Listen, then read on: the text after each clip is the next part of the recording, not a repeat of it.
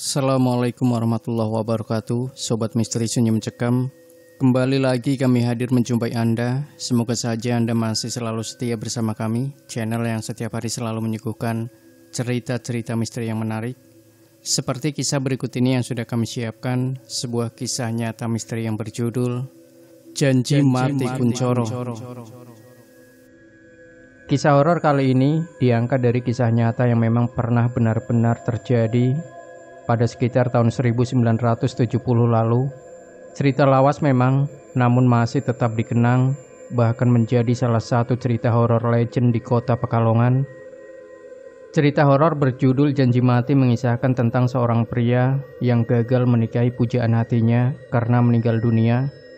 Namun perasaan cintanya yang begitu kuat telah dimanfaatkan oleh sesosok makhluk halus yang menyamar. Langsung saja kita simak cerita selengkapnya. Pekalongan tahun 1970. Tami dan Kunchoro adalah sepasang kekasih yang sudah menjalin hubungan sejak SMA. Kini setelah lebih dari 5 tahun mereka kuliah di universitas yang sama di kota Jogja. Mereka sama-sama cinta pertama, mungkin itu yang membuat hubungan keduanya langgeng. Setelah menjalani perkuliahan beberapa semester, ayah Tami meninggal dunia. Ia sempat mencoba memaksakan diri untuk tetap kuliah karena ingin selalu berada di dekat Kunchoro. Tapi apa daya, karena ekonomi keluarganya memburuk selepas kepergian ayahnya, ia terpaksa berhenti kuliah. Keluarga Tami yang dulu hidup serba berkecukupan, kini bangkrut hingga harus pindah ke rumah kontrakan. Walaupun begitu, Kunchoro tetap setia. Ia selalu menghabiskan waktu libur kuliahnya untuk bersama Tami. Setelah Kunchoro lulus kuliah dan bekerja, ia ingin menjalin hubungan yang lebih serius dengan Tami. Ia ingin menikahi Tami meskipun Kunchoro berasal dari keluarga terpandang. Orang tuanya sangat merestui hubungan mereka. Hingga pada akhirnya mereka bertunangan dan berencana akan menikah sekitar 1-2 tahun kemudian. Tapi tak disangka, baru 3 bulan mereka bertunangan, Tami tiba-tiba terjatuh saat mencuci pakaian di sumur belakang rumahnya. Kunchoro yang diberi kabar langsung bergegas menuju rumah Tami. Tapi Tami sudah dilarikan ke rumah sakit. Saat Kunchoro sampai di rumah sakit, betapa kagetnya dia. Kunchoro melihat perawat hendak menyelimuti seluruh tubuh Tami. Nyawa Nona Tami sudah tidak tertolong, ucap sang perawat. Kunchoro pun berlari memeluk tubuh Tami yang mulai kaku dan menangis sekeras-kerasnya. Dari info keluarganya, Tami meninggal 2-3 menit sebelum Kunchoro datang.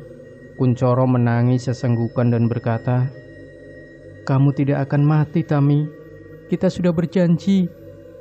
Begitu kata-kata Kunchoro saat itu. Tami meninggal akibat pecahnya pembuluh darah di otak, akibat benturan dan banyak pikiran. Tami memang pernah berkeluh kesah di surat yang ditulisnya tentang dia yang harus ikut menanggung hutang puluhan juta peninggalan ayahnya. Tapi Kunchoro tak berpikir jika itu akan mempengaruhi kesehatan Tami.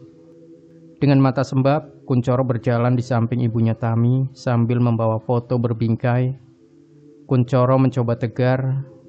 Sambil berjalan menuju areal pemakaman, sesekali ia merangkul calon ibu mertuanya dengan berlinang air mata. Tami adalah anak tunggal. Tak heran jika hati ibunya merasa hancur. Setelah ditinggal kepergian suaminya, kini ia harus kehilangan anak semata wayangnya. Saat jenazah Tami dimasukkan ke liang lahat, ibu Tami sempat histeris dan berteriak, "Aku mau ikut, aku mau ikut." Kunchoro memeluk ibu Tami sambil berucap, "Istighfar bu, istighfar." Prosesi pemakaman berlangsung dengan lancar. Malamnya Kunchoro tidak pulang. Dia lebih memilih menemani calon mertuanya dan menemui orang-orang yang tak sia. Anehnya, saat acara tahlilan pada hari ketiga, tak ada satupun sanak saudara Tami yang hadir. Kunchoro awalnya menghiraukan, tapi setelah acara tahlilan 7 hari dan 40 hari, memang tak ada satupun dari saudara Tami yang hadir di situ. Kunchoro tak tega melihat ibu Tami diperlakukan seperti itu. Di malam hari saat suasana tak begitu ramai, Kunchoro mendekati ibu Tami. Ibu Tami memang terlihat sering melamun setelah meninggalnya Tami.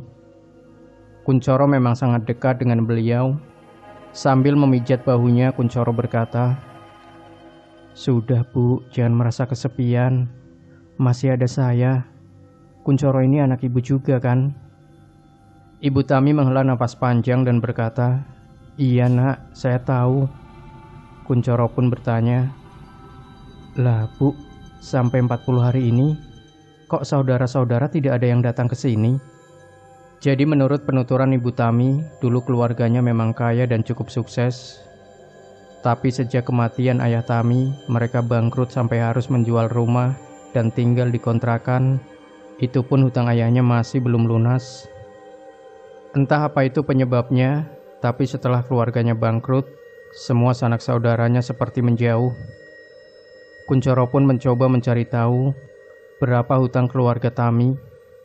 Nominalnya ternyata sekitar 30 juta, angka yang sangat besar pada waktu itu. Dalam hati Kuncoro bertekad ingin membantu melunasi semua hutang-hutang itu. Setelah kepergian Tami, Kuncoro melanjutkan aktivitas seperti biasa. Kini ia bekerja sebagai kontraktor dan tak jarang menyempatkan diri menjenguk Ibu Tami di rumahnya saat sedang libur. Dia sempat mencari informasi siapa saja yang berhutang. Semuanya ia datangi satu persatu dan membuat pernyataan tertulis bahwa sekarang dialah yang menanggung hutang-hutang itu. Kuncoro mulai mencicil hutangnya satu persatu hingga lunas beberapa tahun kemudian. Kuncoro kini sukses, namun beberapa orang temannya mulai merasakan keganjilan dalam dirinya. Kuncoro diketahui sering membeli pakaian-pakaian wanita secara diam-diam. Awalnya keluarga dan teman-temannya menghiraukan atau bersikap pura-pura tidak tahu, tapi semakin lama tingkahnya semakin aneh. Kuncoro yang awalnya serba tertutup, tiba-tiba menjadi lebih terbuka sehabis membeli pakaian wanita. Selalu ia perlihatkan ke teman atau keluarganya sambil bilang, "Bagus kan?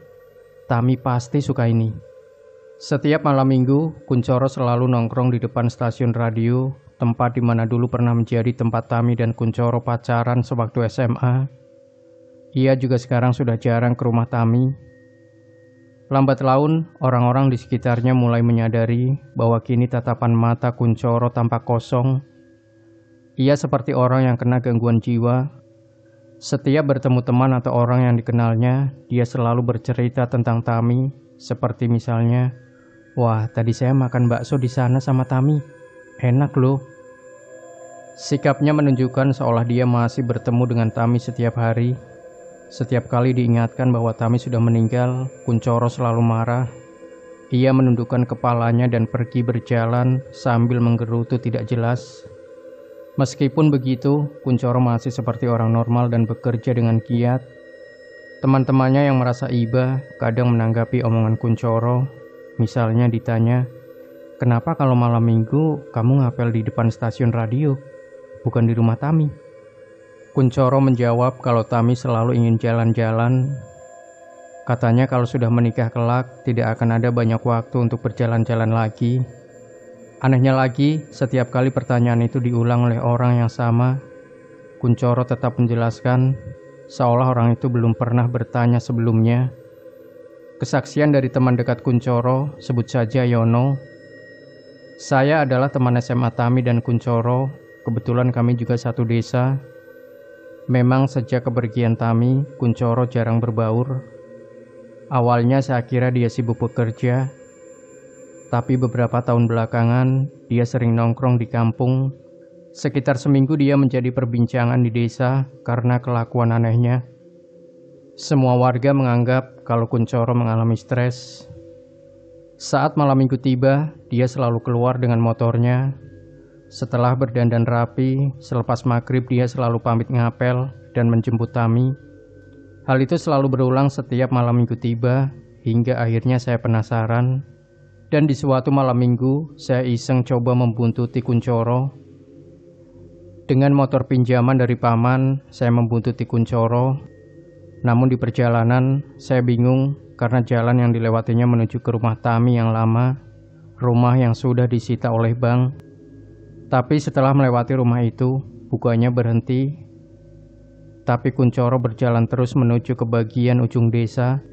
Saya terus mengikuti sampai akhirnya dia berhenti di depan gapura sebuah makam. Itu adalah areal pemakaman tempat di mana Tami dikuburkan.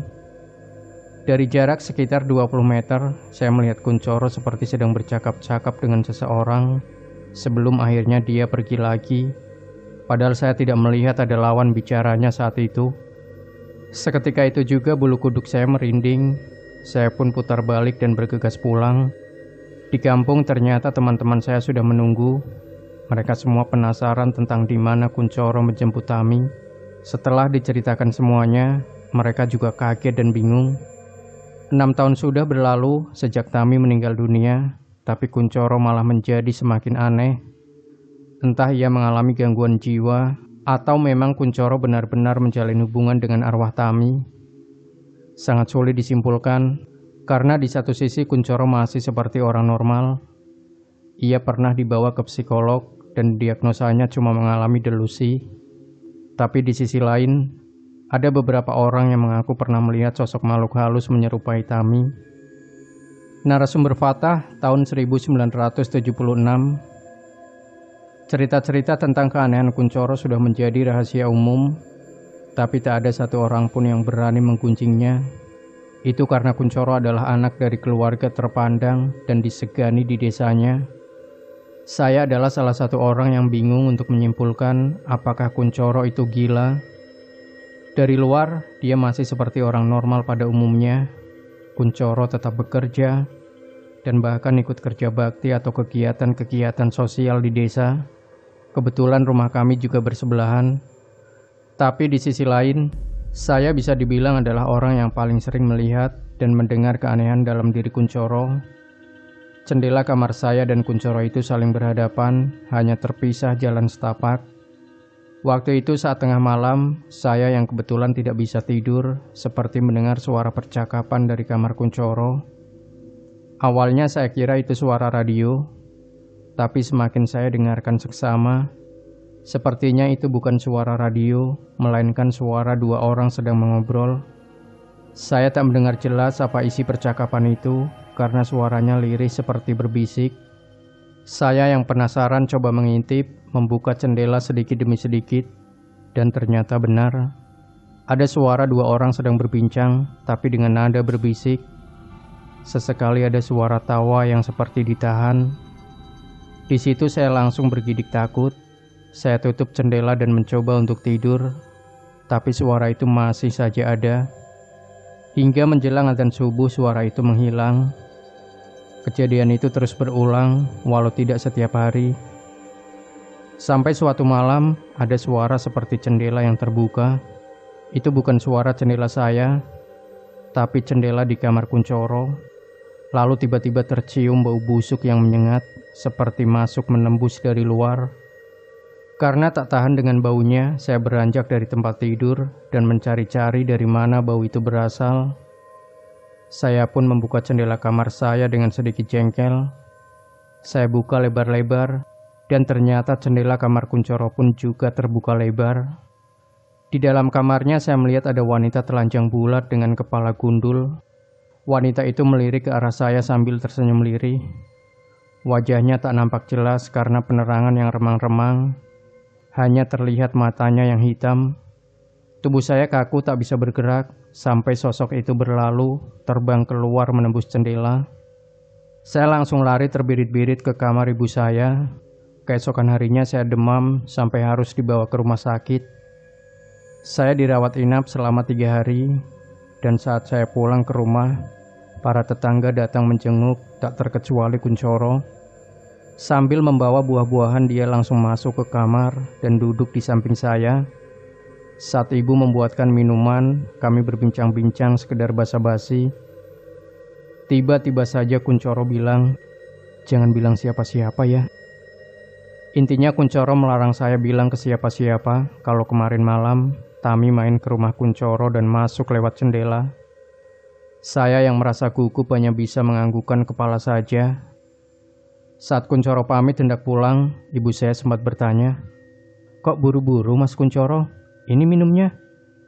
Tapi Kunchoro malah menjawab sambil melangkah pergi, "Sudah Bu, tidak usah repot-repot. Saya mau berbelanja untuk keperluan nikah saya." Sampai beberapa hari kemudian, tindak tanduk Kunchoro semakin aneh.